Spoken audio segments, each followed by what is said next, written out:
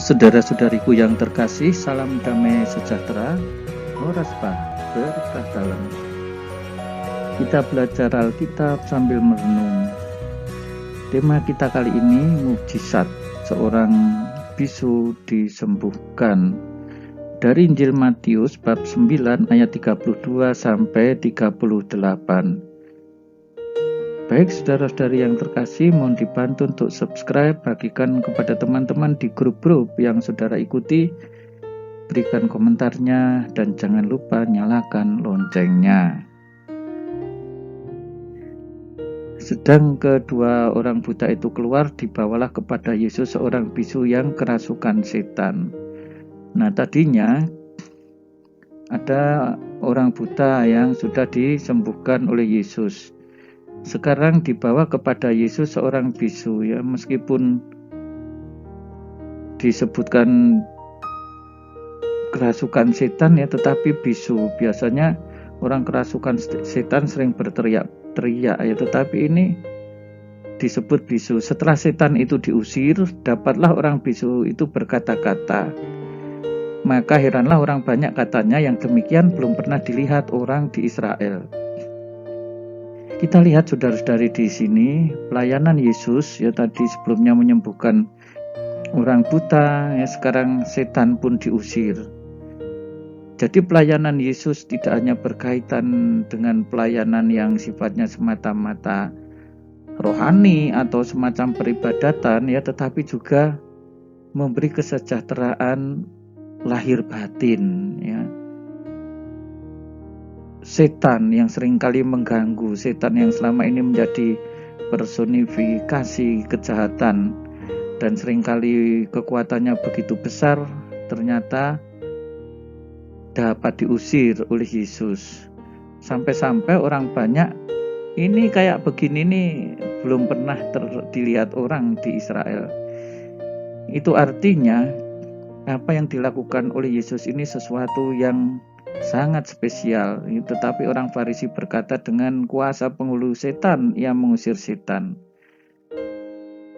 Nah, orang Farisi ini merasa tidak suka melihat Yesus yang semakin tenar dan semakin dipercaya oleh orang, lalu menggunakan tuduhan yang seenaknya, dengan kuasa penghulu setan ia mengusir setan.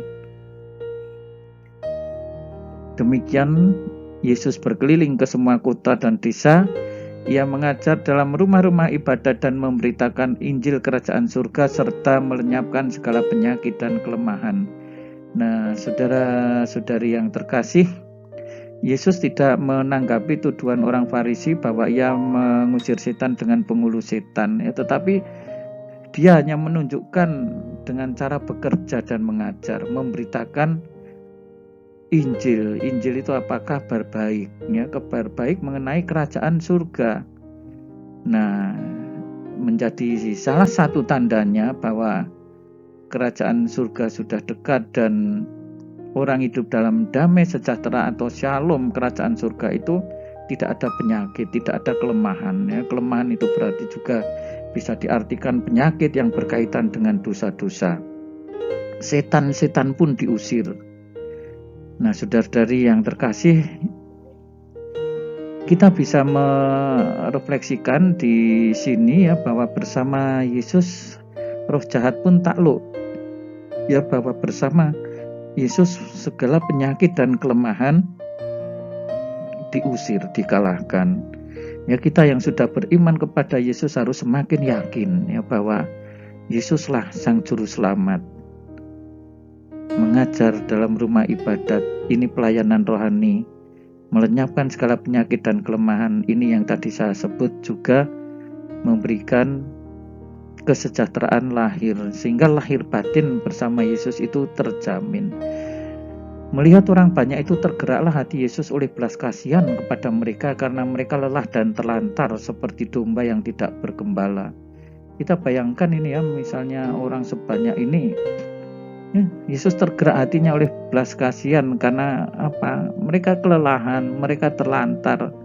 Disinilah pada saatnya Yesus memberi makan kepada begitu banyak orang. Ya, tetapi kita hanya mau melihat sekarang ya bahwa dengan situasi yang seperti ini hati Yesus tergerak oleh belas kasihan. Sekarang kita bisa merenung ya bagaimana kalau di dalam sekitar kita, di lingkungan kita ada begitu banyak orang yang terlantar, orang yang merasa kelelahan secara fisik, kelelahan secara batin, sehingga seperti domba yang tidak bergembala.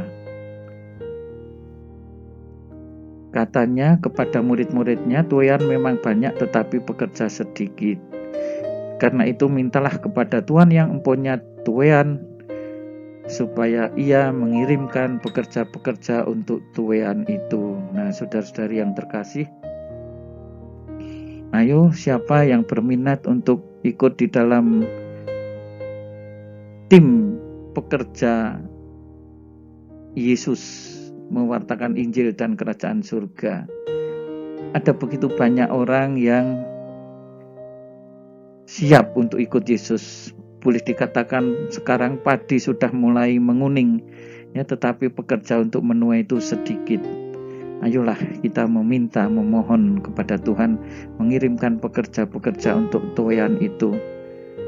Sekarang kalau dulu misionaris dari Eropa itu mewartakan Injil ke Asia, ke Indonesia, ke Afrika, sekarang yang terjadi sebaliknya. Di Eropa sedikit sekali pekerja-pekerja pewarta Injil. Justru orang-orang dari Asia, dari Indonesia, dari Filipina dan Korea menjadi pekerja-pekerja untuk mewartakan Injil di Eropa, dan juga banyak dari Afrika mereka menjadi imam-imam untuk pewartaan di Eropa. Ya, sebenarnya untuk Amerika Latin tidak cukup banyak ya, tetapi ya katakanlah kalaupun cukup besar, tetapi karena jumlah umat Kristiani Katolik di sana juga banyak, ya jumlah imam pun selalu terasa kurang. Nah, kita mohon semoga Tuhan mengirimkan pekerja-pekerja untuk tuaian itu. Saudara-saudari yang terkasih, selamat untuk merenungkan. Kita doakan untuk pemuda-pemudi kita mau merelakan diri sebagai bekerja di ladang Tuhan, menjadi imam, bruder ataupun suster. Tuhan Yesus memberkati.